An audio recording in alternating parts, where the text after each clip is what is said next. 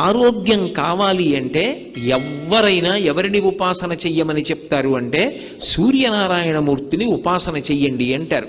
ఇప్పటికీ పిల్లల దగ్గర నుంచి పెద్దల వరకు సూర్య నమస్కారాలు చేస్తారు. ఆ సూర్య నమస్కారాల్లో కేవలం 10 విధములైనటువంటి భంగిమలతో చేసే నమస్కారాలు ఉన్నాయి. అవి తేలికగా చెయ్యడానికి వీలుగా ఉంటాయి.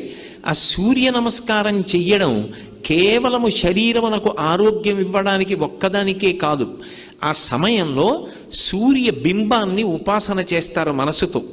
ఆ ఉపాసన చేసిన కారణం చేత దృష్టి నిలబెట్టడం కూడా అలవాటు అవుతుంది. దృష్టిని కేంద్రీకరించడం, ఒక విషయాన్ని పరిశీలిస్తున్నప్పుడు, ఒక విషయాన్ని చదువుతున్నప్పుడు, ఒక విషయాన్ని వ్రాస్తున్నప్పుడు దృష్టిని దాని మీదే కేంద్రీకరించగలిగినటువంటి శక్తి దేని వలన ఉత్పన్నమవుతుంది అంటే కేవలముగా ఆ సూర్య నమస్కారముల యందు